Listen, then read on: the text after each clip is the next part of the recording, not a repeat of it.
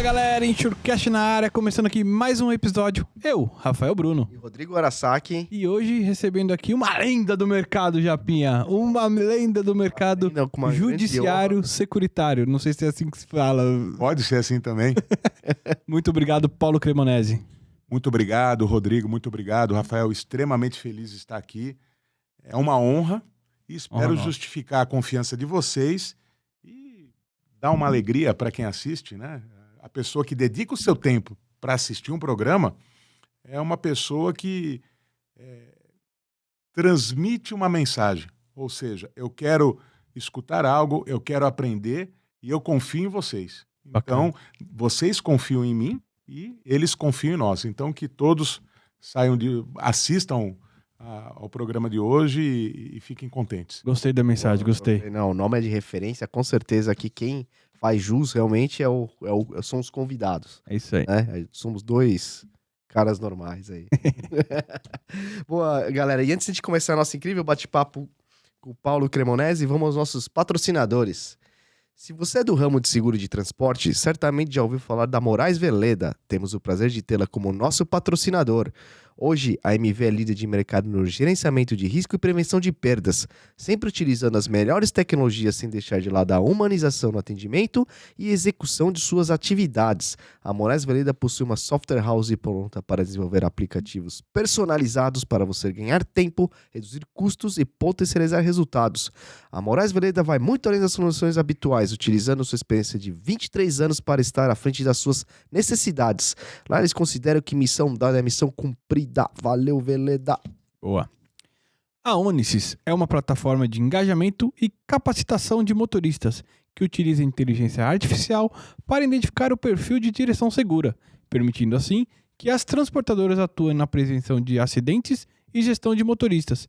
Além disso, a plataforma também oferece recursos que ajudam a melhorar a experiência e a avaliação dos motoristas. Conheça a Onisis pelo Instagram, LinkedIn ou acesse o site onisis.com.br. Onisis com Y, pessoal. Isso aí, valeu. No CIS, né? Isso aí.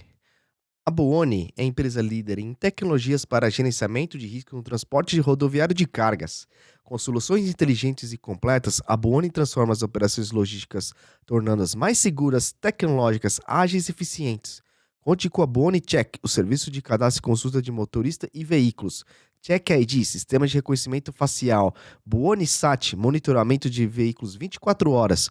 Buoni Tech, equipamento de rastreamento e isca de cargas. BeSafe, a solução prática para a prevenção de acidentes. E o Buoni Log, solução para gerenciamento da frota e entregas mais eficientes.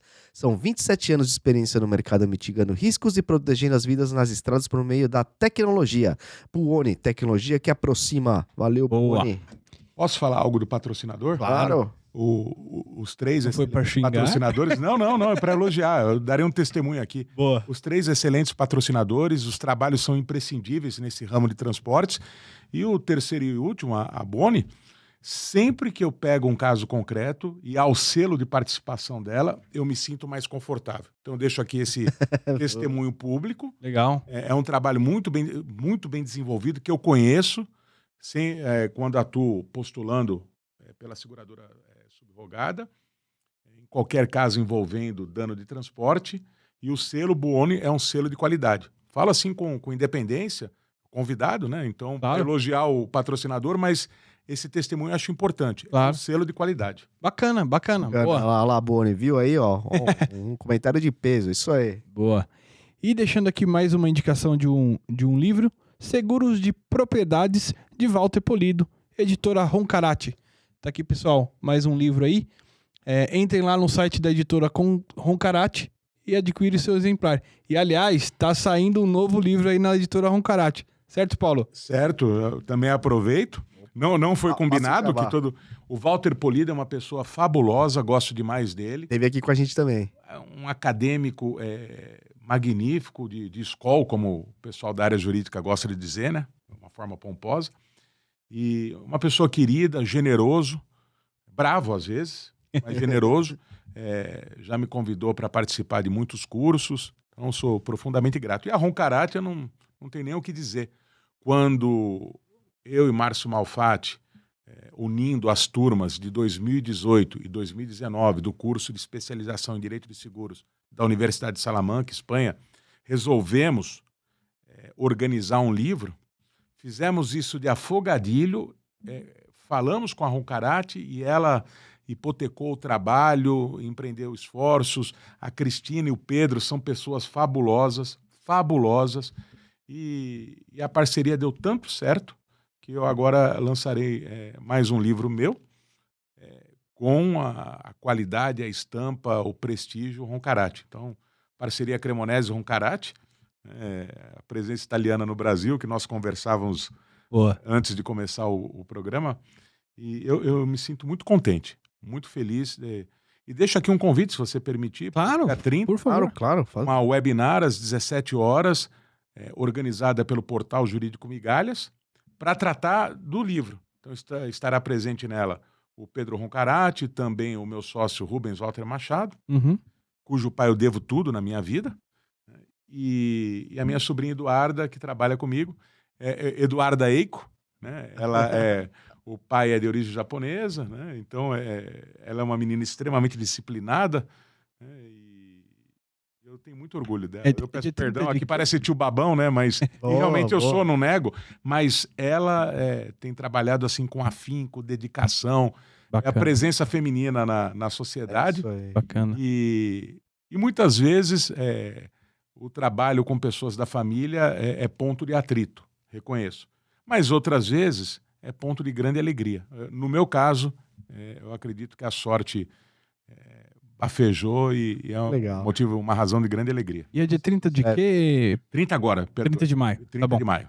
O vídeo vai ter saído depois, pessoal, mas o livro, qual é o livro? O livro é Temas de Direito de Seguros e Transportes, com questões, com temas, assuntos, como o próprio nome diz, jurídicos, teses do dia a dia, que como advogado eu defendo para o mercado segurador, na área da carteira de transportes. Então, o ressarcimento em regresso não é o meu único foco de atuação, mas é o principal. Legal. E tudo aquilo que eu vivencio no dia a dia profissional, eu coloquei ali no livro. Bacana. E você diria que teria bastante dicas ali para os subscritores aprender os prós e contras ali, enfim? Espero que sim, né? Decantado algum juridiquês, porque é necessário, mas decantado isso, é possível ao subscritor perceber algumas coisas que, respeitosamente falo, devam ser aprimoradas na elaboração de um contrato de seguro.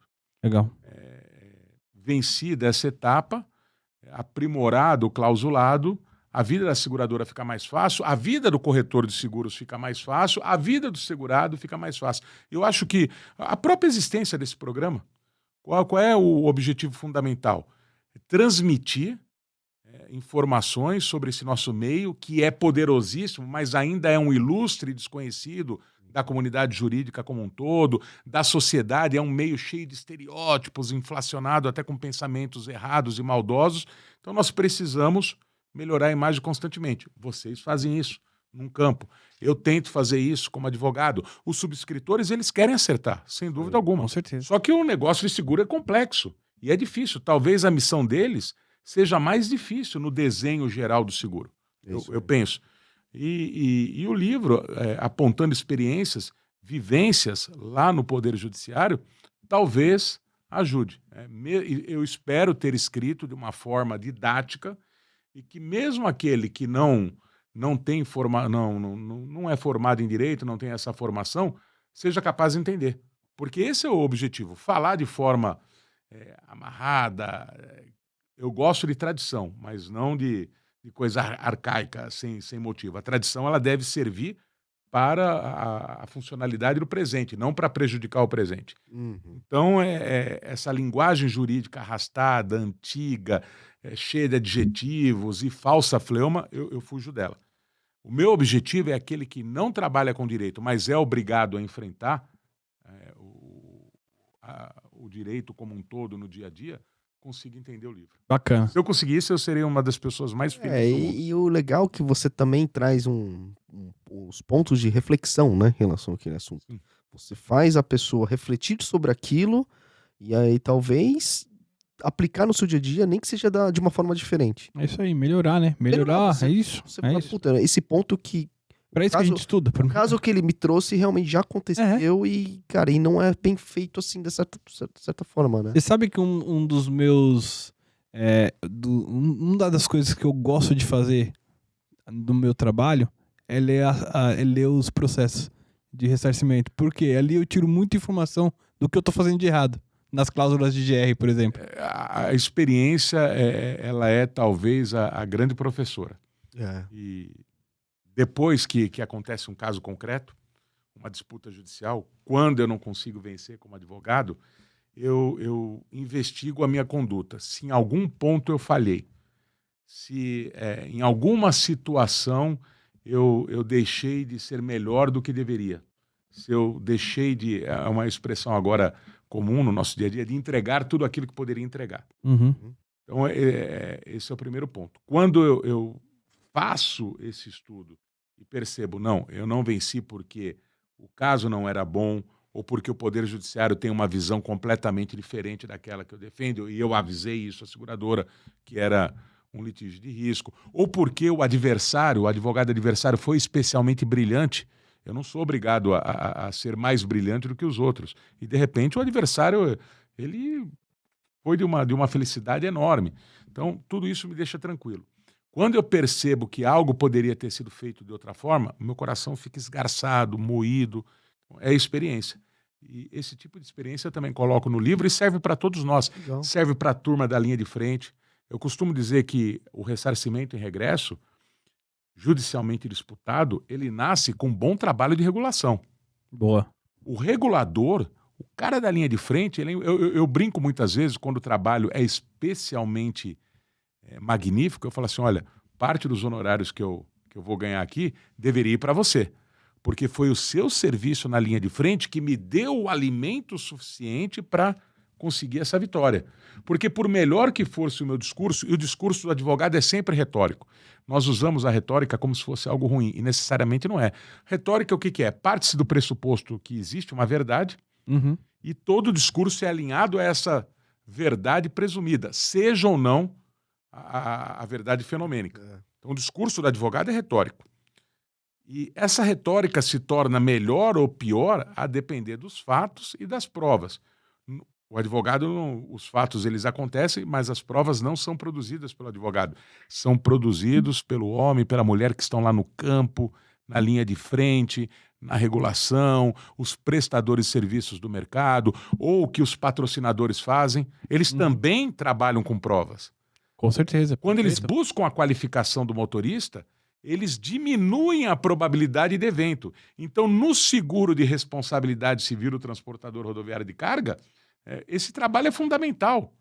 É fundamental para que o segurado, acontecendo o sinistro, tenha mais chances de obter a indenização da seguradora ou para que a seguradora possa negar com mais convicção.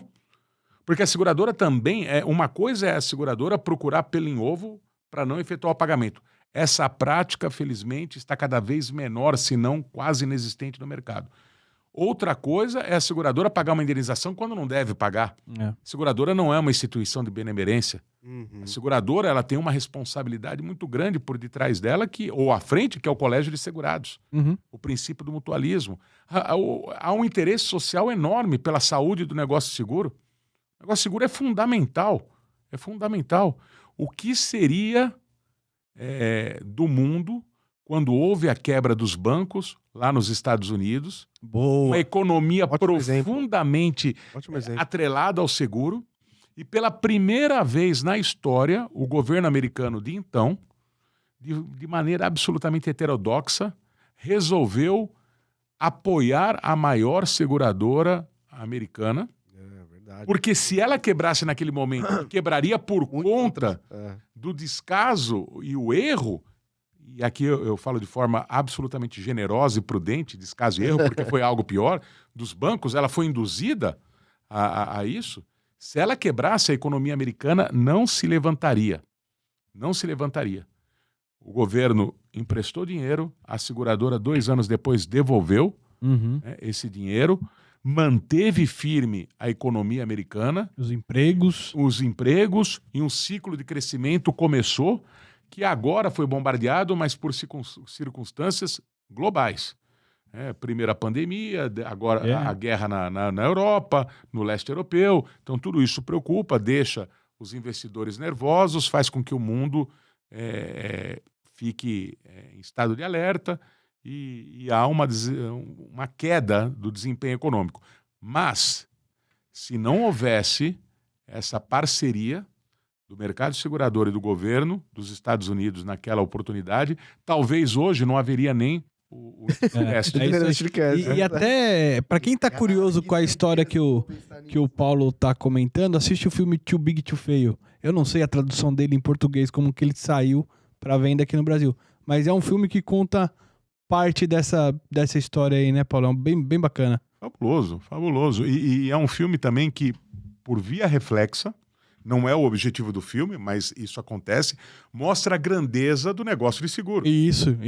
E o Brasil tem um campo enorme para desenvolver os seguros. É bem verdade que o nosso país, todos nós sabemos, ele é carregado de problemas históricos, endêmicos, assimetrias sociais, coisas terríveis, mas não é menos verdade que existe um universo de pessoas economicamente ativas e grandes oportunidades. Uhum. E o seguro precisa ser melhor desenvolvido. Há uma cultura de seguros ainda por crescer, florescer aqui no Brasil. É como se fosse uma espécie de fronteira reprimida, parada, estática, que precisa ser ampliada. Uhum. Então, os brasileiros precisam viver melhor com o seguro. Isso, para os corretores, para a turma do marketing de cada seguradora, eu penso que é uma mensagem poderosa. Isso. Nós temos para onde crescer. Nós temos ainda muita musculatura. Nós precisamos exercitar mais esses músculos. Nós precisamos ganhar tônus. Nós precisamos ir adiante. Então, independentemente de crise, há espaço para o seguro crescer. Boa. Você acha que depende das empresas seguradoras do mercado fazer esse marketing? Ou você acha, na tua visão, Paulo, que depende também de uma melhoria na base da sociedade para que se consuma mais seguro? As duas coisas. Uma não exclui a outra. Elas podem caminhar juntas, de mãos dadas e almas unidas aí na estrada dos negócios e da sabedoria. Mas o start, eu penso, tem que ser do protagonista, do principal interessado, que é o mercado segurador. E aqui, quando eu falo mercado segurador, eu falo em sentido amplo. Seguradoras, corretores, não segurados, porque eles são os beneficiários, eles entram na categoria sociedade em geral, a base, mas os prestadores de serviço, como eu, que sou um advogado. Veja, qual é a minha maior motivação de estar aqui? Idolatria do ego? Não. É muito gostoso ser convidado para um programa, é bacana aparecer, ficar com a imagem lá no YouTube ad eterno. Se não for algo ruim, né? É bom a pessoa ficar. Porque quando alguém digita, aparece lá o nome, pesquisa alguma coisa sobre seguros, vai aparecer o programa, eu vou aparecer ao lado de vocês, tudo isso é bacana. Mas é uma missão. Eu realmente acredito no negócio de seguros, eu gosto dele, eu tenho um dever moral com o meu antigo chefe, quem me deu a oportunidade, a quem sempre que eu estou em público eu falo, o Rubens Walter Machado, grande advogado, pai de um dos meus sócios, ele me abriu as portas. Eu acho que depois do meu pai foi o homem que mais fez por mim na vida. Que legal. Ele abriu as portas, eu tenho uma gratidão eterna. Se eu pudesse aqui, eu sou um cara que, guardado as devidas proporções, eu gosto muito de imitar o João Paulo II, porque ele era um homem de grandes gestos, no bom sentido, teatral. Então, se eu pudesse, eu me levantaria aqui, cravaria os joelhos no chão para agradecer. Eu falo de forma carinhosa ao velho Rubens, bacana, que me abriu as portas. Senão eu não saberia nem o que era o negócio de seguro, não saberia o que era ressarcimento e regresso, não saberia a importância das seguradoras. Eu comecei como estagiário, ele precisava de um estagiário, conhecia um amigo da minha mãe, comentou que precisava de um estagiário e queria alguém sem vícios. Eu tive essa oportunidade, eu sou muito grato a Deus por isso, aos meus pais. Eu não precisei trabalhar quando era jovem, eu só estudei. E ele queria exatamente alguém sem nenhum tipo de vício profissional, ou seja, alguém para a mentalidade ser moldada. Boa. E eu... Recém-formado nessa época? Não, ainda durante, como estudante, durante a formação. Ele queria alguém assim, cru. Tá bom. Muitas vezes as pessoas mais novas, sem experiência, reclamam corretamente que não têm oportunidades. No meu caso foi o contrário. Justamente por eu ser cru, sem experiência, é que a oportunidade me foi dada. Ele queria exatamente isso. Formou alguém, né, assim, de alguma forma. Eu acho isso legal, de formar pessoas. Assim. E eu tenho a palavra gratidão ficou tão banalizada que às vezes eu fico procurando algum sinônimo, algum substitutivo. Não, mas eu vou usar aqui uma gratidão muito, muito grande por ele. É um espírito quase de um samurai. O samurai, né, a cultura japonesa é fabulosa. O samurai que defende o seu senhor. Então, eu fui muito influenciado pela literatura japonesa, pelo Musashi no passado. Eu até seguro aqui a emoção, né, de ter falado. Eu tinha muito medo de ser um ronin. O que é um ronin? É um samurai que falha na sua missão e se torna um sem-mestre. Então, ele é um samurai, mas o seu status de samurai, e na sociedade feudal japonesa, o status era muito importante. Como a pessoa se apresentava para o mundo, o que ela era. É uma sociedade muito disciplinada, muito, muito formal, e até por isso que eu a amo bastante. E esse samurai não podia falhar. Ele virava um ronin. O ronin era praticamente um caso perdido no tecido social japonês daquele tempo. E eu tinha muito medo, eu não quero ser um ronin. Eu gostava tanto e tinha tanta gratidão que eu atravessava a rua, quando estava ao lado dele, no sentido do trânsito, para que se acontecesse um acidente, o carro pegasse primeiro a mim e não a ele. Caramba! Era um sentimento de defesa. Talvez até, essa é a vantagem de muitas vezes você não ter nenhum vício profissional. Não estou dizendo que quem tem experiência... Claro. O que eu quero dizer é o seguinte, quando não se tem nenhum tipo de experiência profissional, aquela primeira fica muito marcada. Marcada, é isso aí. E lá eu sempre trabalhei só com ele, a vida toda. Depois ele, infelizmente, foi vitimado pelo câncer, morreu. E ao lado do filho dele, os outros 2 advogados que trabalhavam para ele, né, que era, por sua vez, sócio do Esmera. O Esmera é bem famoso no mercado de segurador, como comissário de avarias, regulador de sinistro. Nós formamos a sociedade. Na mesma época eu estudava com o Cristian Esmera. Nós nos formamos juntos. Que legal. Então é uma amizade de longa data com ele, com o filho do Rubens, meu sócio, que é o Machado da sociedade. Então, E na época ele já tem no seguro? Já, o Dr. Rubens, sim. E ele trabalhava ao lado do Esmera. Quando eu falo Esmera aqui, eu falo do Esmera pai, não do Christian Esmera. O Christian Esmera já trabalhava com o pai, isso é muito bonito também. O Christian Esmera, menino, trabalhava com o pai. O pai o levava a reuniões, o pai o levava a participar de algumas apurações em campo aberto. O Christian frequentava bastante o porto como ajudante de comissário de avarias. Isso deu muita força para o Christian, uma experiência. Quando o Christian se formou, ele já conhecia bastante o meio. E aí eu comecei como estagiário, trabalhando com o Rubens, já em parceria também com o Esmera. E dali eu realmente me encantei pelo seguro. Muitas vezes o seguro ele acontece na vida da pessoa. Ninguém, quando pequeno, fala assim: não, eu vou trabalhar para o mercado segurador.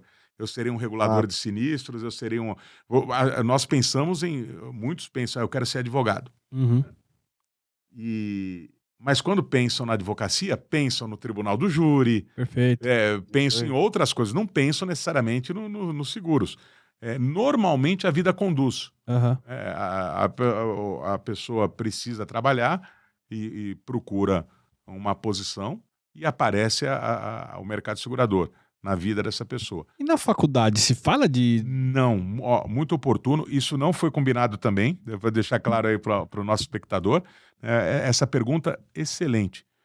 Infelizmente, o seguro quase não é comentado nos cursos de direito. Tá bom. Ele aparece por arrastamento dentro do direito civil e ou do direito empresarial, a depender da forma como cada faculdade organiza a sua grade curricular. Uhum. Mas não aparece, não existe uma disciplina específica e é visto quase sempre de forma bem colateral.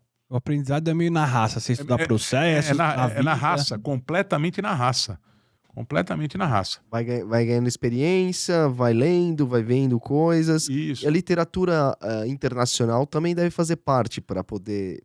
Deve ser muito mais maduro essa questão do direito... Do seguro, você fala? Sim. O Portugal tem boas obras a respeito do direito dos seguros. A Espanha, primorosa. A Inglaterra, Londres para quem trabalha com seguro, principalmente o seguro de transportes, aquilo que Meca é para os muçulmanos e Roma para os católicos, né? É o grande centro. Perfeito. É o grande centro. É a Roma do negócio ou é a Meca do negócio. Uhum. Então é importantíssimo. Todo mundo que trabalha com seguros, tendo a oportunidade, ainda que exija algum esforço, visite Londres, visite os lugares onde o seguro é trabalhado. O prédio do Lloyds. Perfeito.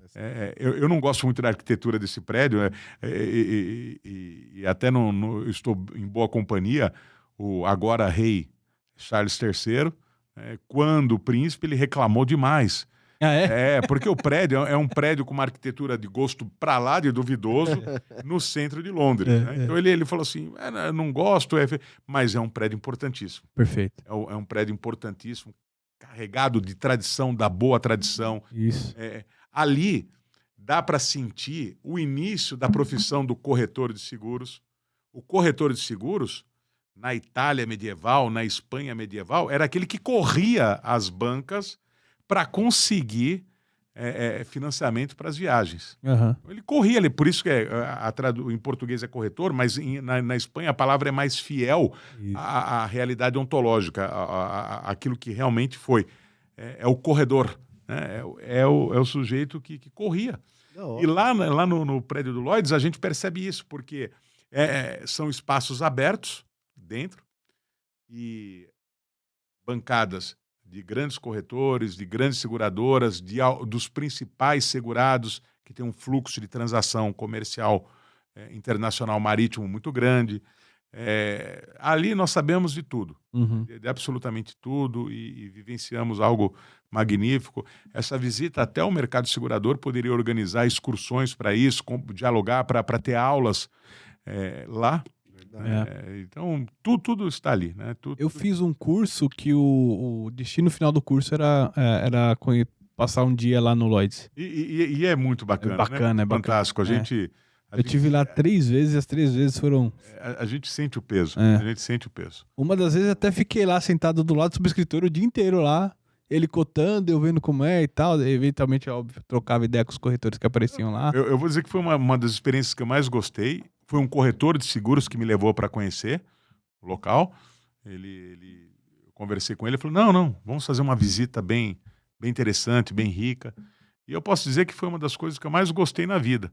Só não foi melhor, aproveitando aqui o clima informal, do que a viagem que eu fiz com amigos, com o Márcio Malfatti, seu irmão, o Adilson Campoy, o Anacleto, também famoso aí do mercado de seguros, que nós fomos para Montevidéu para assistir a partida entre Palmeiras e Flamengo.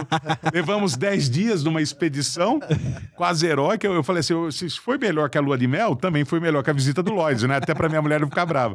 Então foi a melhor experiência da vida, né? Um momento de grande alegria ver o Palmeiras lá campeão da Libertadores, tricampeão, bicampeão diretamente. E com amigos que trabalham para o mercado segurador, que entendem muito de seguros. Eu me senti até pequeno perto deles, eles são muito qualificados. E uma experiência de vida fabulosa. Mas a do Lloyd chegou perto. Boa. Até então a do Lloyd eu falava assim, empatava com a lua de mel. Essa do Palmeiras superou as duas. Eu vou ter muitos amigos que não vão me perdoar se eu não te perguntar agora. Você, como bom advogado, Palmeiras tem ou não? Brincadeira. Não, mas isso é um tema extremamente polêmico. Não vamos entrar. É extremamente polêmico, né? E qualquer coisa que eu falar aqui, eu fico comprometido. Porque se eu falar tem, não é uma base exatamente sólida. Se eu falar não tem, meus amigos palmeirenses vão brigar comigo. Entendi. Vamos deixar pra lá. E eles andam... O pessoal lá do grupo de WhatsApp... Tá só esperando. Corneta, o nome do grupo é Corneteiros do Palmeiras. Eles cornetam, a turma lá corneta até treino do Palmeiras do Sub-20. Nossa, não à toa, hein? Então é muito complicado. Essa pergunta, se você eu respondo qualquer outra, ainda que complexa, difícil aí sobre seguros, mas essa, se você me permitir, eu passo. Boa. E aproveitamos que a gente tava falando, né, da experiência internacional e tal. Um advogado brasileiro representando causas nos tribunais afora aí. Como é que é? É respeitado ou não é? Enfim. Nos tribunais propriamente dito, dificilmente o advogado brasileiro atua. Por quê? Para atuar, ele precisa estar no exterior, Entendi. credenciado lá. Vamos usar termos mais genéricos, sem mergulhar aí no juridiquês. Uhum. Ele precisa de uma capacitação, de uma qualificação especial. Se ele consegue isso, ele já não é mais necessariamente um advogado brasileiro. Tá bom. Ele tem a nacionalidade brasileira, mas ele se tornou um advogado italiano, um advogado britânico, um advogado japonês, um advogado português, ele está lá. Eu agora estive em Portugal, fui a Coimbra, existe uma oportunidade boa de eventualmente estudar em Coimbra, o doutorado. Conversei com uma brasileira que está lá, que é amiga, querida, tanto ela como o marido, e ela é brasileira, evidentemente, mas já se tornou uma profissional portuguesa. Está credenciada lá. Entendi. Então, ela pode atuar no tribunal. Normalmente, o brasileiro atua ao lado de um profissional local. Nós, por exemplo, nós temos parceiros em quase todo mundo, principalmente em Londres, e nós atuamos em conjunto. O que acontece, a sua pergunta foi muito feliz e me faz lembrar de um caso. O que acontece, muitas vezes, é na fase extrajudicial de negociação, algum contragosto. Não é muito comum, o mundo mudou em parte, né? E as pessoas que são dos países mais ricos, mais envolvidos, com maior tradição acadêmica, não dá para comparar Brasil e Espanha, Brasil e Portugal, Brasil e Reino Unido. A diferença é muito grande. O Brasil não pode nem se comparar academicamente à Argentina. A Argentina está bem à frente do Brasil. A qualidade e a quantidade de obras em direito dos seguros na Argentina infinitamente maior que a do Brasil. Caramba. Academicamente, a Argentina é um país muito mais sólido, muito mais forte do que o Brasil. Eu tenho um amigo argentino que ele falou, assim, nível de escolaridade também é muito maior. Você vê pessoas indo pra lá estudar medicina, por exemplo.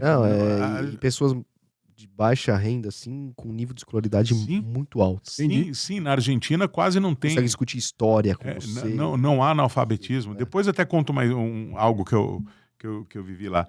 Mas em relação a esse contato com os advogados, uma vez eu usei uma frase de efeito. Eu havia visto e ouvido essa frase num filme, guardei pouco frase bacana. Se um dia eu precisar, usarei. Aí guardei a frase. Estava à mesa de reunião, mais ou menos como estamos aqui, e o advogado alemão, nós estávamos conversando em inglês, eu senti que ele me subestimou umas 3 vezes. Putz, sacanagem. Aí eu olhei para ele, coloquei o dedo em riste, mas de uma forma não agressiva, mas eu coloquei, olha, a frase do filme, eu falo com sotaque, mas eu não penso com sotaque. Boa. Já intimidou o cara. Eu penso que você está me subestimando. Vamos começar novamente essa conversa. Não me subestime por ser brasileiro. Ele ficou tão envergonhado, mas tão sem jeito, tão constrangido, e que eu consegui fechar o acordo. Eu acho que mais por causa disso do que pela qualidade do direito que estava em discussão, né? Faz parte do jogo, né? Mas tem esse jogo mesmo também? Tem. Ramo, assim, meio teatral, sei lá. Uma outra experiência. Perdão. Não, de você dar essa intimidade. Isso. em Santos. Aham. O meu falecido chefe ainda era vivo. Foi um inglês para negociar. Ele, naquela época, os recursos tecnológicos informáticos estavam ainda em fase de gestação. Então, ele tinha uma planilha e ele ficou umas 3 horas só falando daquela planilha. Ele ia e voltava. Por quê? Qual era o objetivo dele? Sabendo da natureza latina, que é menos fleumática, menos paciente, ele queria nos cansar. Só que nós estávamos preparados para isso, né? Apesar de bem jovens, menos experientes, né? Nós sabíamos que não ia ser uma negociação fácil. Então ele ia e voltava, e tanto eu como meus sócios, com toda a paciência do mundo, respondíamos. Até que num dado momento, eu falei algo que ele ficou sem jeito e pôs um fim na reunião. Eu falei assim, olha, eu entendo que você ganha pelo sistema de hora trabalhada, então talvez você esteja alongando a reunião para aumentar os seus honorários. Esse é um dos motivos pelos quais eu não gosto desse sistema de horas trabalhadas, né? Aham. Eu acho que ele não é bom para o pagador. Ou talvez porque eu reconheço aqui, eu sou vaidoso com o tempo, então eu gosto de fazer as coisas rapidamente. Eu falei assim, ó, demorei 4, 5 horas para fazer uma petição, não.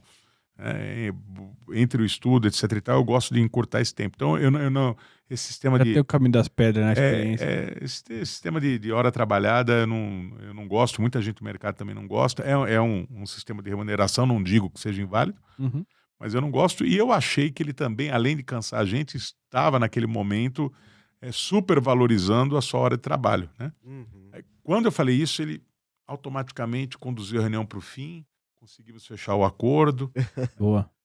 deu tudo certo. Legal, é emocionante, né? Esses embates assim, né? É. Do jeito que você conta, parece bem emocionante. E num primeiro momento, a gente sente o peso. A Sim. gente sente Claro. o peso.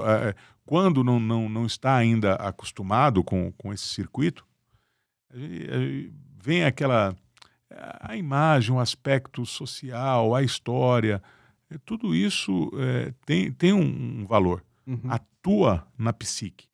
E a gente sente, num primeiro momento, o fato, ele é da Inglaterra, ele é da Alemanha, as pessoas são, isso é normal. A gente também superestima, se diz. E muitas vezes nós, brasileiros, em relação, temos um sentimento nada glorioso, nada elogiável, de uma pseudo-superioridade em relação a profissionais de outros lugares. Isso é errado, nós temos que dinamitar. Eu costumava falar para os meus alunos, quando eu lecionava Direito Constitucional na Faculdade Católica de Direito de Santos, parte da Universidade Católica, Uhum. eu falava o seguinte para eles: no mesmo dia, no mesmo horário, vocês não têm o dom da bilocação, não podem estar em 2 lugares ao mesmo tempo. 2 palestras, uma com um professor boliviano, outra com um professor alemão. Sem mentir, rápido, digam em qual vocês iriam. Aí, todo mundo sem a chance de ser politicamente correto, sem nenhum mas, entretanto, todavia, nós iríamos na do professor alemão. Mas vocês não enxergaram todo. Ali era mais um professor alemão.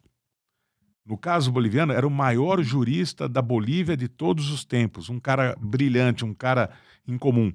Percebam que vocês perderiam a oportunidade de ouvir porque fizeram um pré-julgamento afoito. Compreensível. Quando existe um problema sinistro de transporte envolvendo embalagens de produtos japoneses ou alemães, nós mesmos, que estamos acostumados, partimos do pressuposto, não pode ser visto de embalagem. Deve ter sido problema de transporte mesmo, porque alemães e japoneses são perfeccionistas, eles não erram. Veja, é um julgamento precipitado. Claro. Pode ser que, naquele momento, aquele grupo japonês responsável pela embalagem tenha feito uma das maiores lambanças da sua história. Os japoneses não são infalíveis, os alemães não são infalíveis. Então nós precisamos tomar cuidado para o bem e para o mal, para não superestimar ou subestimar qualquer pessoa, qualquer grupo, por sua nacionalidade, sua etnia. Isso aqui não é discurso para agradar, não é discurso para ser politicamente correto, não é discurso... Eu realmente acredito nisso. Boa. Cuidado extremo. Nós temos que julgar as coisas pelo que elas são realmente. Boa. Não porque talvez acreditemos que possam ser em virtude dessa ou daquela condição. Boa. Nacionalidade não é qualificação para nada. E até dentro disso, desculpa, Japa, dentro desse negócio da embalagem e tal, carta protesto. Tenho que exigir ou não tenho que exigir? Esse é um dos temas assim, mais polêmicos e o que eu ouso recomendar com base na experiência diária.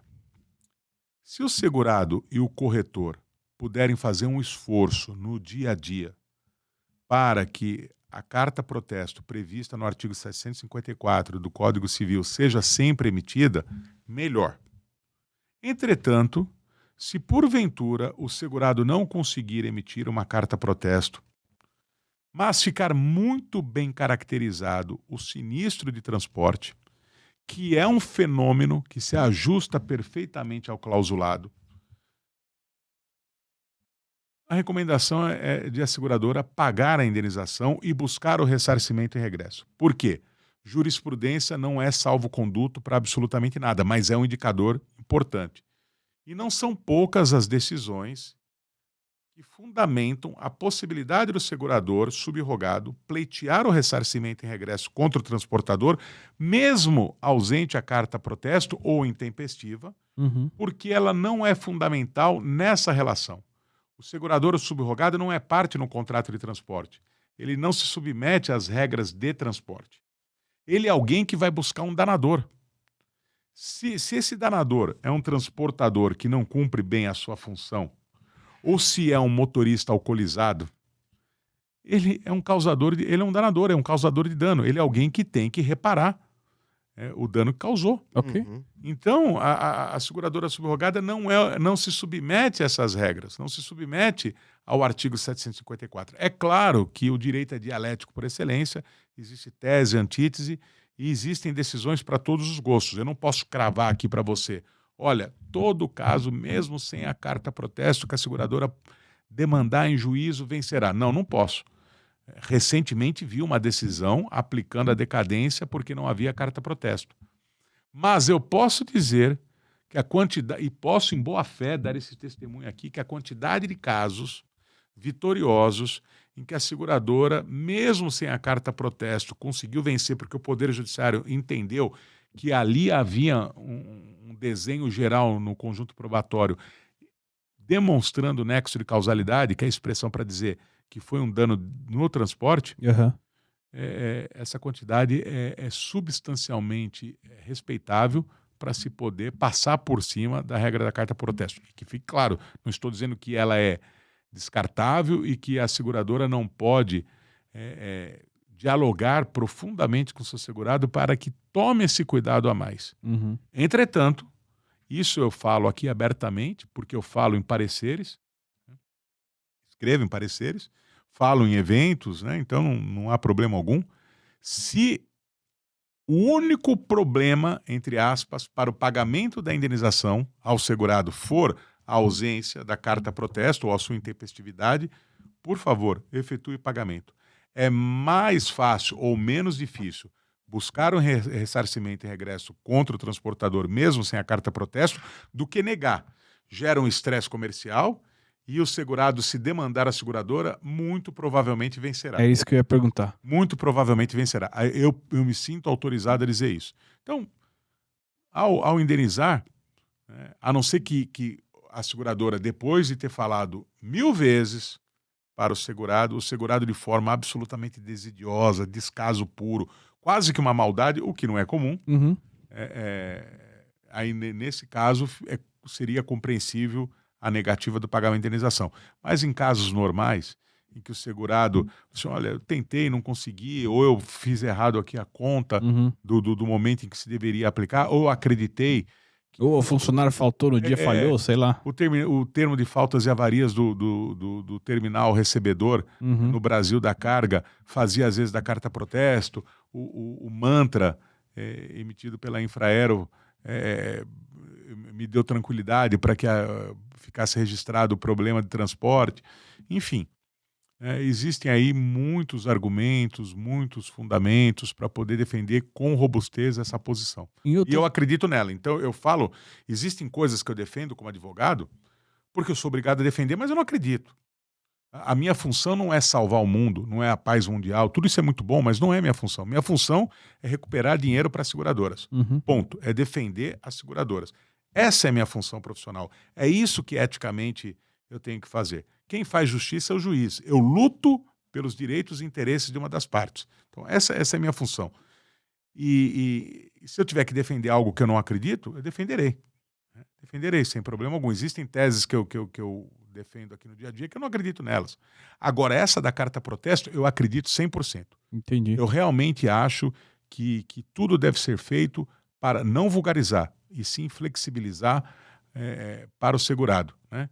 E se buscar o ressarcimento e regresso Dentro de uma contra o boa causador fé, do dano. Exatamente. E se eu entendi bem, na sua opinião como advogado, e talvez no seu dia a dia como advogado, é mais fácil defender uma ação de ressarcimento contra alguém que não tenha que não foi enviada a carta protesto do que defender uma ação vinda de um segurado contra a seguradora que declinou o sinistro somente por causa da carta protesto?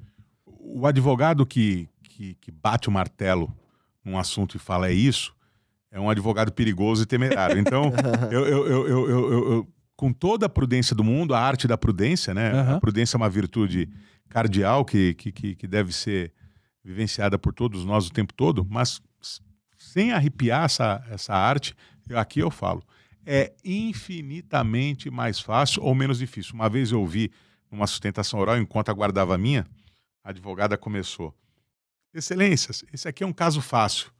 Aí o desembargador, ele foi até um pouco rude, mas ele falou o seguinte: bom, doutora, se é um caso fácil, nem precisa perder seu tempo falando. Se a senhora acha que é fácil, né? Então, ele... Toma essa. Subestimou ali. Não, foi um pouco duro, mas isso eu aprendi, eu falei assim, realmente não existe nada na justiça que seja fácil. Então, menos difícil. Ok. É menos difícil buscar o ressarcimento e regresso contra o transportador, causador do dano, mesmo sem a carta protesto, do que defender a seguradora num pleito de cobrança do segurado por conta da ausência da carta protesto. Eu faço os dois. As seguradoras, elas dividem. Quando ela busca o ressarcimento em regresso, os dois casos são litigiosos, mas ela chama de ressarcimento.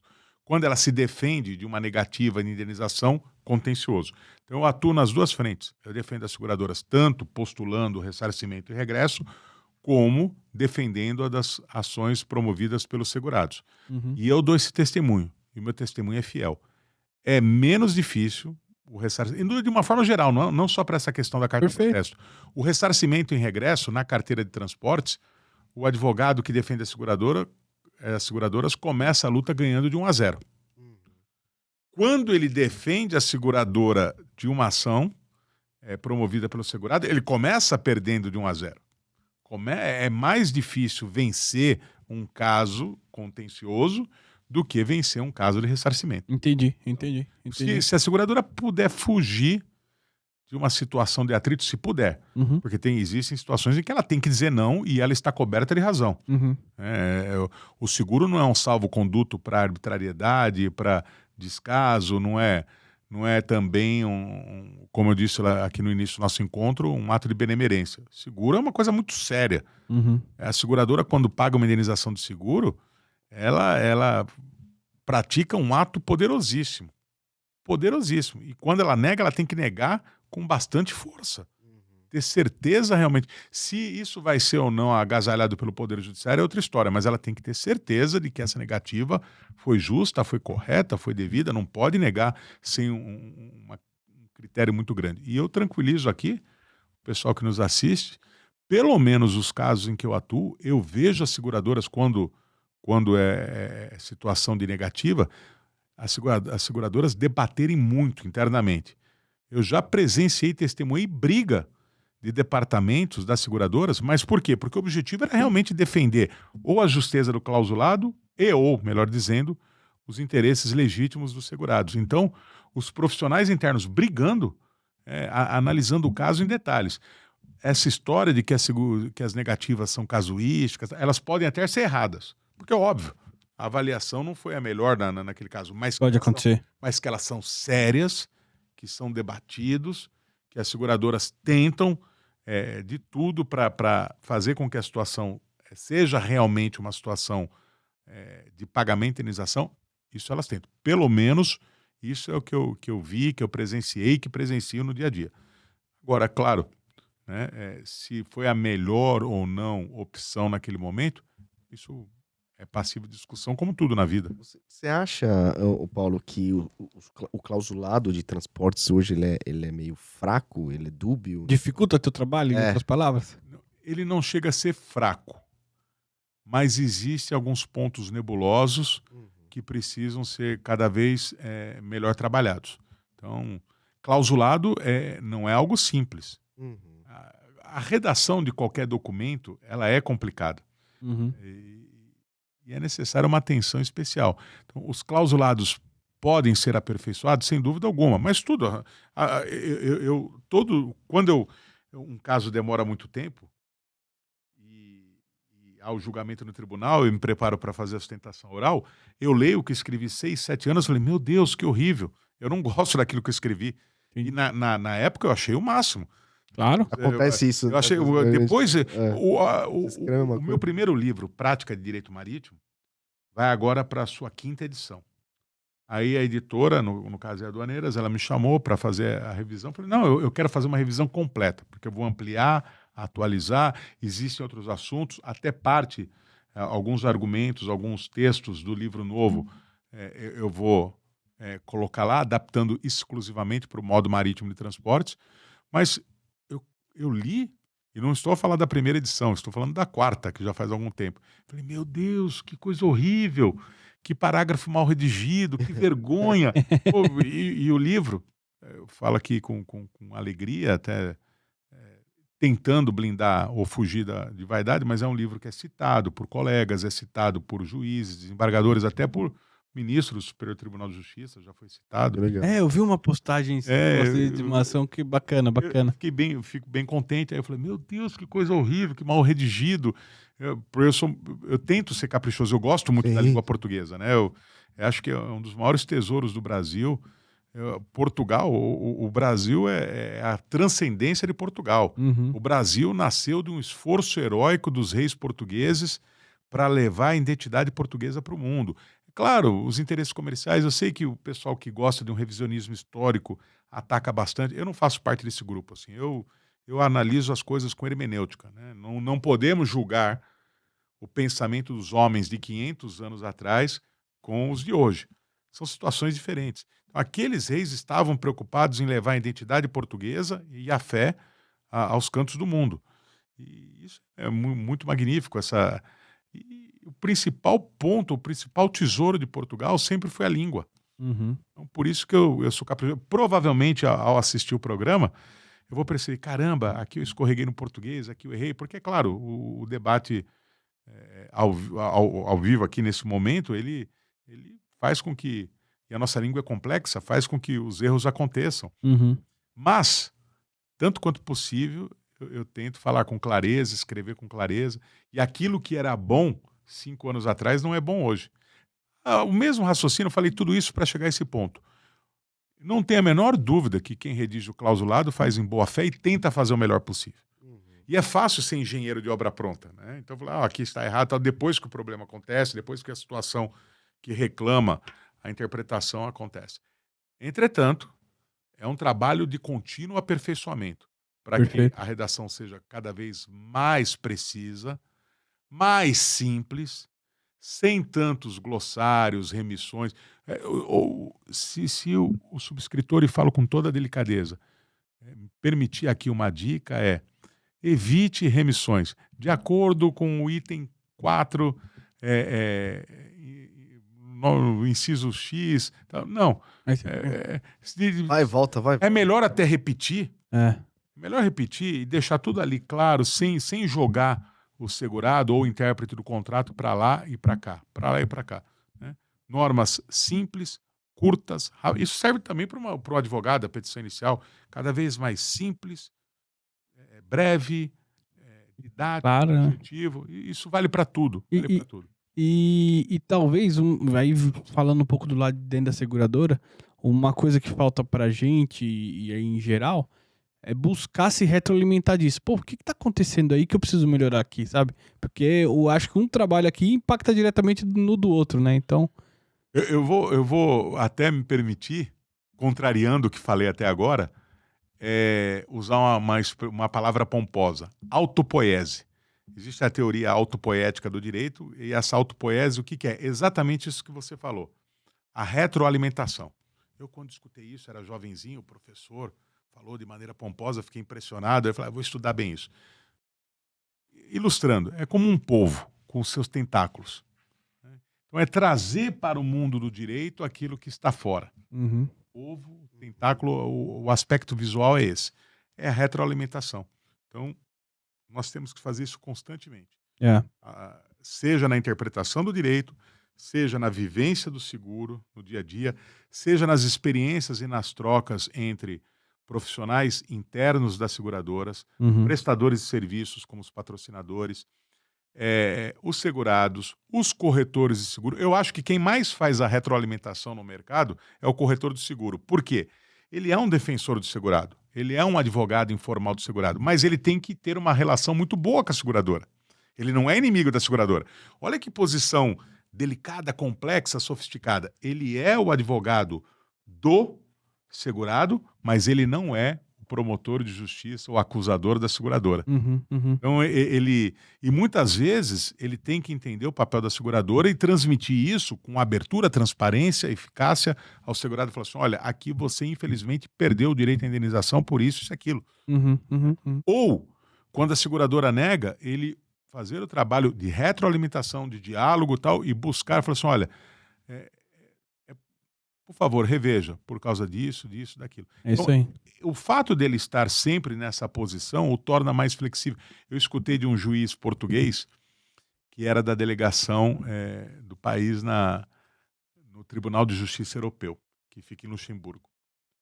Eu falei, como é a relação do senhor? Eu fiz uma visita formal há alguns anos. Eu falei, como é a relação do senhor com seus pares de outros países? Na época até o Reino Unido também integrava a corte, principalmente os países do norte da Europa. Ele falou assim, olha, nós portugueses somos muito respeitados por todos. Eu falei, são? Por quê? Nós somos mais esponjosos. E eu gravei essa palavra, eu achei bem, bem bacana. Esponjoso. Esponjoso é o cara que absorve, segura e depois devolve, né? Nós pegamos a esponja para mergulhar num balde ou em algum lugar com água e depois usamos. Então, a esponja, olha que coisa bonita, né? Então, pega a água de um lugar e leva a outro. A pessoa esponjosa não é a pessoa que tergiversa. Não é, ou no linguajar, o lero-lero. Não é o cara sem opinião, sem força nem nada. Mas é o cara que sabe absorver e levar. Uhum. Sem perder a sua identidade. Que é a esponja não deixa de ser esponja porque levou água de um lugar para outro. Perfeito. Não vira balde, né? Não vira balde. Exatamente. Boa. Então eu gostei bastante disso, sabe? Eu acho que nós temos que ser, nós que trabalhamos com seguro, ser esponjosos. Saber lidar com situações, entender a dificuldade do outro. Nós não somos inimigos um dos outros. Seguradora, segurado e corretor, eu vou usar a palavra que você usou, muito boa, eles se retroalimentam. Um necessita do outro. Uhum. Mais do que outras relações negociais, a de seguro é exatamente isso. E por vezes, né, Paulo, não sei o que você acha, mas, por exemplo, em algum momento eu sou consultado lá pela área de sinistro. Qual que é a sua opinião técnica, normalmente em algum assunto relacionado à gerenciamento de risco, sobre esse ponto aqui? Eu leio, eu tenho minha opinião, mas antes de eu dar minha opinião, o que o subscritor quis entregar? Porque às vezes ele te vendeu uma coisa, prometeu uma coisa ali, só que na hora de redigir, não saiu perfeito. Ótimo, ótimo, muito bom isso que você falou. Isso ajuda o trabalho do advogado externo que presta serviço para o mercado segurador e me permite lembrar de uma outra situação. Muitas vezes, o profissional técnico que está ali na linha de frente exibe a argumentação técnica e ele tem toda a razão do mundo. Mas, de todas as línguas possíveis, né? Esse essa visão que é correta num primeiro momento, ela não se ajusta à aplicação do direito como um todo. Porque são linguagens diferentes. A linguagem técnica, tanto quanto possível, informa a jurídica. O direito bebe nas fontes técnicas. Mas, às vezes, o critério de análise é maior. É exatamente o que você falou. Embora esteja escrito isso, tudo indica que o que queria se falar Era aquilo. era É isso. A intenção, o que foi prometido, o que foi esperado, ou que foi esperado pelo segurado, prometido pela seguradora, esperado pelo segurado, foi A e não B. O juiz, quando julga, não leva apenas em consideração, embora valorize muito, o aspecto técnico, mas existe todo um contexto de normas jurídicas, e aqui não é casuísmo nem ignorância do direito. Já aconteceu, por mais que o juiz seja altamente qualificado, de um juiz confundir indenização com prêmio. Eu já vi O isso. mutualismo muitas vezes não é conhecido. O risco do negócio do seguro é confundido com o risco do negócio de transporte. Eu vou contar uma história bem legal, mas só para acabar esse raciocínio. Então, é muito oportuno isso que você falou, porque essa intenção é levada em consideração também. E essa Tem intenção força jurídica? tem força jurídica. Tem força jurídica. Mas aí seria numa parte de defesa da seguradora. Não para o ressarcimento. Não para ressarcimento, mas, por exemplo, é o que o Rafael falou, exemplo. Na verdade, eu quis dizer isso, diferentemente do que está escrito, mas o que vale não é o que está realmente escrito? A expectativa... Um amigo meu, que também estudou em Salamanca, Ricardo Vilar, ele é presidente da Comissão de Direitos Seguros da OAB do Rio Grande do Sul. Um cara muito inteligente, muito brioso. E num evento que estava presente o falecido, a quem rendo aqui homenagens, ministro Paulo de Tarso Sanseverino, do ministro do Superior Tribunal de Justiça, oriundo da magistratura gaúcha, um evento da ida, lá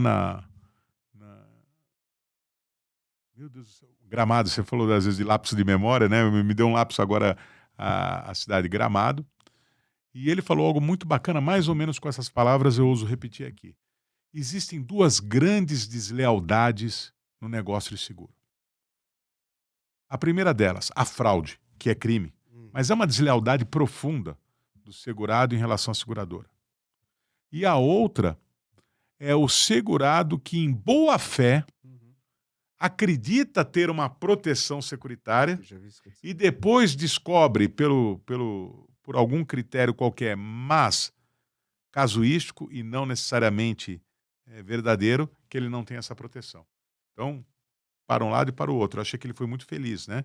E a fraude é crime, volto a insistir, e por causa da fraude, muitas vezes, as seguradoras são rigorosas demais em algumas análises e de maneira compreensível, porque o medo da fraude é muito grande, principalmente nos seguros de massa. E não informar adequadamente o segurado é um erro. É um erro. Então, isso é muito importante, essa transparência e esse sentimento que você colocou na hora de interpretar o que eu realmente quis vender, porque eu não posso também buscar casuísmo. Isso aí, se esconder atrás de algo mal feito, digamos assim, né? Ainda nesse ponto, o Cremonese, em relação... vamos agora partir para o ressarcimento, né? Eu já eu vi alguns casos, assim, por exemplo, casos de roubo, onde você, sei lá, tem uma ferramenta de gerenciamento de risco lá e mesmo assim roubaram a mercadoria, e só que assim, a alegação é que aquele devido equipamento que estava lá não impediria o sinistro de ocorrer. E muitas vezes não há ressarcimento por conta disso. Isso tem uma jurisprudência em relação a isso? Tem, e eu gosto muito desse assunto, roubo de carga, é um assunto... É um dos temas de vida profissional. Roubo de carga, primazia da jurisdição nacional, ressarcimento integral, princípio da reparação civil integral, são casos em que eu realmente acredito. Aqui os amigos que trabalham para as transportadoras podem ficar um pouco bravos comigo, mas não se esqueçam que eu sou advogado do mercado segurador. E com a carteira de ressarcimento, com a carteira de transportes e a busca do ressarcimento como missão primeira. Então, lá atrás, eu defendi uma tese, escrevi muito a respeito, de que o roubo não mais configuraria causa de exclusão de responsabilidade do transportador, independentemente de gerenciamento de risco ou de qualquer outra condição, pelo simples fato de ser previsível. Foi uma tese vanguardista que, num dado momento, ganhou força no Poder Judiciário, ganhei alguns casos, mas depois o Poder Judiciário reviu sua posição e falou, não, o roubo exclui a responsabilidade do transportador, não cabe ressarcimento. E eu comecei a perder muitos casos. Aí o que eu fiz? Eu me posicionei no sentido, olha, embora eu acredite na tese, não convém entrar com a ação. E durante algum tempo eu fiquei amornado com isso, mas intimamente acreditando na possibilidade de ressarcimento. Com o tempo, surgiu uma tese intermediária, e tem muito a ver com os nossos patrocinadores. Para até enfatizar a importância de cada um deles, e não falo isso porque são os patrocinadores, eu realmente acredito nisso. Sim. O ressarcimento em regresso será possível, no caso de roubo, quando o transportador não tomar todas as cautelas que dele razoavelmente se devam esperar, entre elas o cumprimento rigoroso do plano de gerenciamento de risco.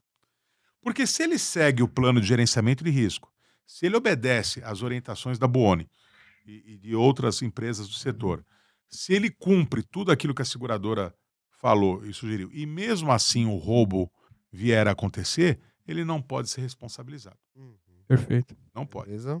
Se ele não cumprir, aí dependerá do caso concreto. O tipo de falha, se foi uma falha significativa, que gerou agravamento de risco e contribuiu para o sucesso do roubo, ou se esse pequeno erro, essa pequena falha, nada disso foi realmente decisivo para a ocorrência do roubo.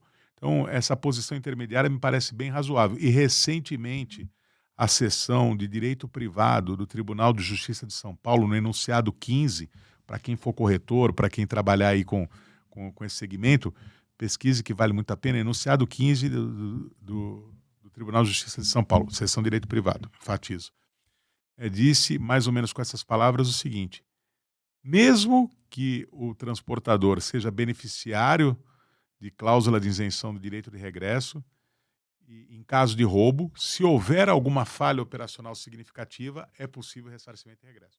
Então, apesar desse tema todo não ser fundado na ideia de culpa, o transportador responde objetivamente. Se ele não entregou a carga da mesma forma que recebeu, ele, em princípio, é responsável. Isso que é imputação objetiva. Não há necessidade de investigação de culpa. No caso de roubo, convém. E aí, mais uma vez, eu enfatizo o trabalho dos patrocinadores e o trabalho da turma de linha de frente. Sempre que eu tenho a oportunidade de falar, eu digo, houve um roubo, se você trabalha numa seguradora, como apurador, como o regulador, por favor, tome todos os cuidados possíveis do mundo, porque é o seu trabalho que vai fortalecer a seguradora para eventualmente negar o pagamento de indenização no caso de seguro de responsabilidade civil, facultativo por desvio de carga, ou buscar o ressarcimento em regresso no caso de seguro de transporte e imputar a responsabilidade ao transportador, dizendo, neste caso, o roubo não exclui o seu dever de reparação, porque você agravou o risco, você fez isso, você fez aquilo, então o roubo tem um peso maior. Boa. E o agravo de risco é previsto no Código Civil, certo? É previsto no Código Civil e é da índole do negócio de seguro. O segurado tem que entender, o seguro é uma proteção poderosíssima. É aquilo que restitui o seu status patrimonial depois do ocorrido o fenômeno previsto na apólice. Mas não é um salvo-conduto. Tá. Ele tem que tomar as cautelas. Não é porque eu tenho seguro de automóveis que eu vou dirigir embriagado. Não é porque eu tenho o seguro residencial que eu vou deixar um interruptor acionado, a luz ligada a noite toda sem necessidade. Não vou abusar das recomendações técnicas no uso dos aparelhos. O seguro, nós temos que ter, isso faz parte da cultura, e aí é aquele trabalho de base que você falou na sociedade. Todos nós temos que ter seguro para quase tudo, e torcer para não ser usado. Torcer, não existe isso assim, não, eu tenho seguro, tomara que aconteça. Não, ninguém quer isso, porque veja, o seguro restitui seu status patrimonial, mas não muda a tristeza moral por um sinistro. Se houver vítima, alguém da sua família não vai não vai ressuscitar a pessoa, não vai todo sinistro tem uma carga de tristeza muito grande. Eu falo que às vezes eu quero mudar de profissão, porque eu gosto muito do que eu faço, gosto. E tenho muito que agradecer, em todos os aspectos. Psicológico, moral, social, econômico, financeiro. Mas eu trabalho com crise, eu trabalho com problema. Ninguém olha para um advogado todo feliz da vida, né? Ou vai ao médico contente. Eu vim aqui só por vir. Não, sempre tem uma carga emocional por trás. O bacana é ser dono do restaurante, trabalhar com turismo. Claro que tem as suas apurrinhações no dia a dia, os momentos de chatice, mas é um trabalho por alegria. O trabalho de vocês é um trabalho. Ninguém vem aqui com raiva, triste. É um convite. É isso aí. É um convite. Ninguém vem aqui, eu sou obrigado a ver o Rodrigo, eu sou obrigado. Não, todo mundo vem aqui, poxa, que bacana, eu fui convidado, eu quero participar, quero falar. Então, aqui é um momento de alegria. Nem sempre isso acontece com advogado e com médico, né? Então, Verdade.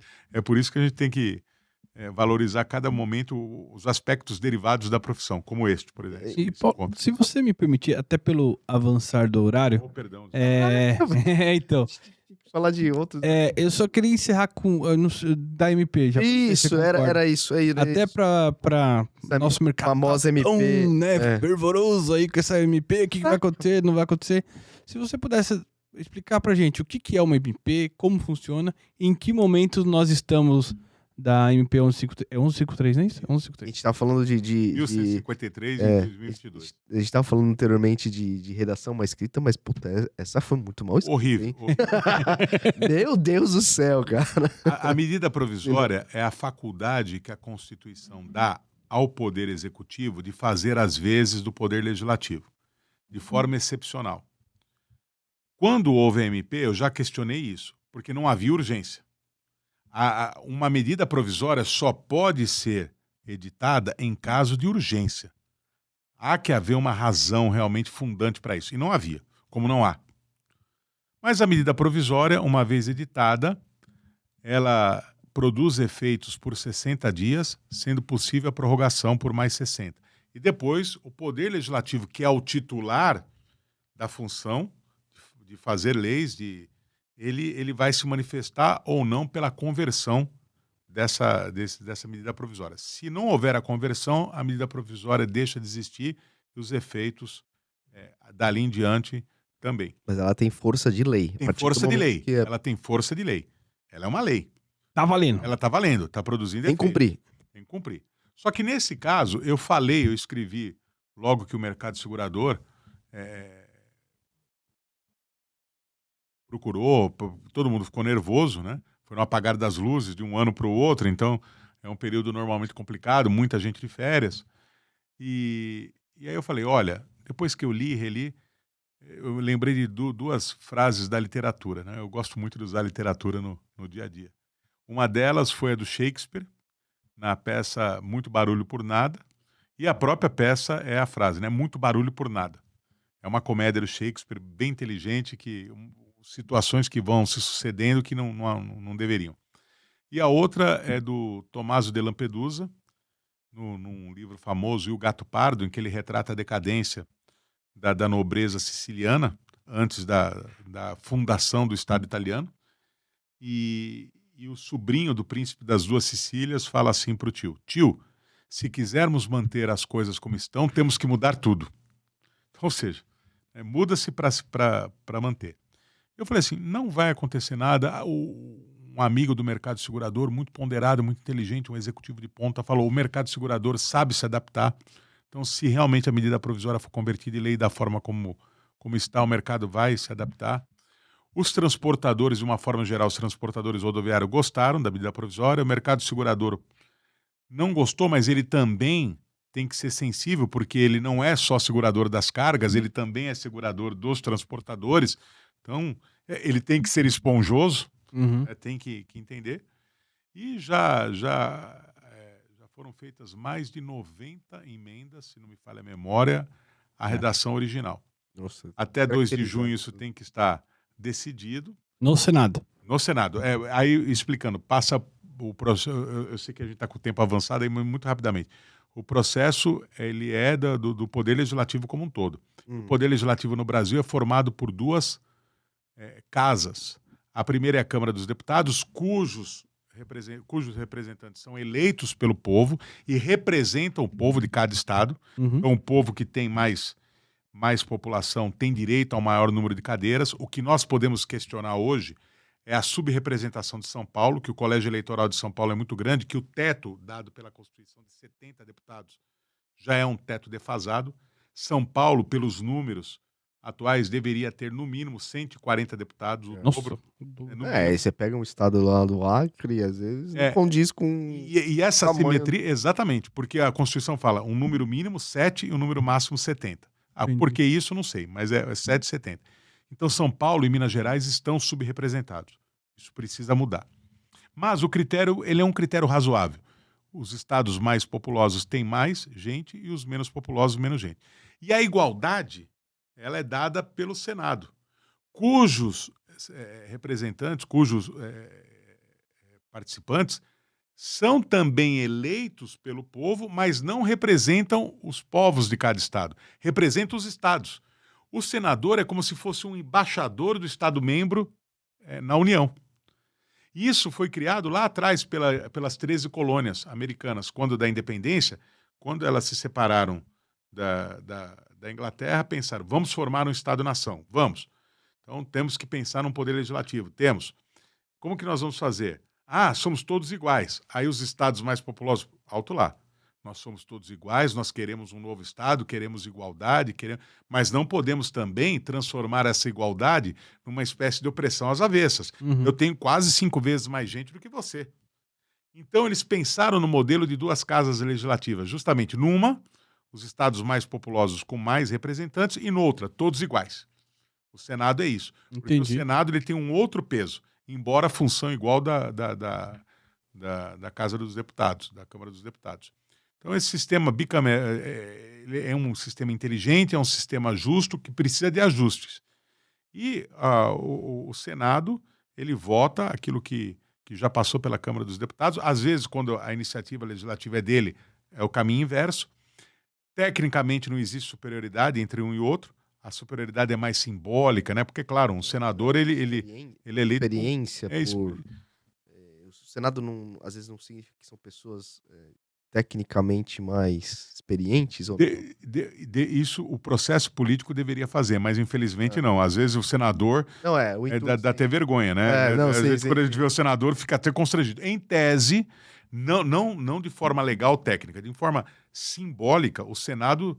Eu, particularmente, se eu me transformasse em um agente político do Estado, eu não ia querer ser presidente ou governador do Estado, eu ia querer ser senador. Eu acho assim o cargo mais pomposo, mais bacana, né? E eu gosto mais de trabalhar com o tipo do que está ali como administrador. É um jugo muito grande. O Senado dá para fazer muita coisa, bem para todos, bem para o negócio de seguros, bem para a educação, bem para a segurança pública. Então agora está lá com o Senado e tem que aprovar até o dia 2, com essas emendas ou não. As apostas, elas estão bem divididas, né? A gente que acredita que haverá aprovação com as emendas e a gente que acredita que vai morrer essa MP. Caducar. Isso tem essa possibilidade? Não é pior do que caducar. Ela simplesmente no dia 2 de junho, se não for convertido em lei, deixa de existir. Deixa de existir. Entendi. Aí o que foi praticado até lá foi... Não existe mais a possibilidade de prorrogar. Não, nenhuma. Ou é convertido em lei ou acaba. Legal. Porque talvez não tenha um apoio tão popular por ser focado... É porque ele não vai... Esse MP não é só para seguros, né? Não, tem aquela questão... tem uma quantidade de normas técnicas... É meio bizarro isso. Isso talvez fosse a urgência. O negócio toxicológico. Mas por que o toxicológico? O exame toxicológico. São travas-línguas, isso aí não... Só que aproveitaram e emendaram um monte de isso. pendura. Cara, acho que o prazo estava acabando, precisa prorrogar ou não. Falaria de forma absolutamente respeitosa, sem nenhum colorido político ideológico. Foi para atender demanda de um setor que era importante para o governo. Então, se isso é bom ou ruim, sem juízo de valor. Nós temos aí, entre os nossos amigos, espectadores, gente que tem mais simpatia pela direita, gente que tem mais simpatia pela esquerda, e eu aprendi com o tempo, com a velhice, que a gente deve evitar o máximo possível, a não ser que seja uma questão necessária, que envolva um valor muito fundamental, e não é o caso aqui. A gente deve evitar esses atritos, né? Concordo. Amigos, eu ouvi essa frase do meu amigo palestrino, Adilson Campoy, também aí do mercado segurador, um grande doutrinador, ele falou assim: Paulo, eu estou velho demais para perder amigos, eu não posso me dar esse luxo. Então, eu não quero perder amigos, não é que eu ser sabonete, eu sou esponjoso, mas não sabonete. Não é assim, mas não é isso, é que eu cansei dessas batalhas ideológicas, eu quero saber o seguinte: qual é a minha função? É trabalhar e trabalhar bem. Então é isso que eu vou fazer, deixa a ideologia para quem tem mais qualificação do que eu. Então, vamos contar os dias aí, né? Vamos contar os dias. Eu particularmente não gosto da medida provisória, mas respeito, eu sei que muita gente importante, qualificada, a ver com bons olhos ou acha que é uma necessidade. Eu acredito que já há em curso um projeto de lei que eu tive a oportunidade de falar para alguns corretores, para algumas seguradoras, lá atrás, bem antes da pandemia. Esse projeto de lei está parado nas duas casas legislativas, ainda está na Câmara dos Deputados, que é um projeto de lei que realmente reforma o seguro de transporte rodoviário, reforma a atividade de transporte rodoviário, sem afetar o Código Civil, sem afetar questões de responsabilidade civil do transportador. É um projeto razoavelmente bom, com alguns defeitos, mas razoavelmente bom. Essa MP, particularmente, eu acho infeliz, desnecessária, até inconstitucional, porque não era urgente. Né? E se tudo der certo, ela vai deixar de existir no dia 2 de junho. Boa. Paulo, muito obrigado pela sua presença. Nos brindou aqui com muito conhecimento. Mais uma aula aqui já para da nossa pós-graduação. Aula magna, cara. É isso aí. Eu que agradeço. Muito obrigado mesmo. Obrigado a todos que prestigiarem o programa.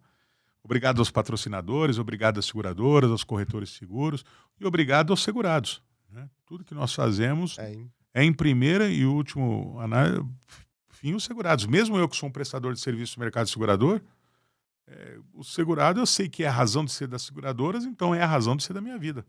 Né? Muito grato a todos. Nossa, né? Da nossa vida. Nossa vida. Obrigado, Paulo Cremonesi, pelo bate-papo. Espero que tenha sido bem acolhedor aqui a nossa... Muito. E galera, que bate-papo incrível. Só deixando os recados finais aqui, não deixe de se inscrever no nosso canal no YouTube, deixar aquele like, pra esse vídeo chegar a mais gente. Boa.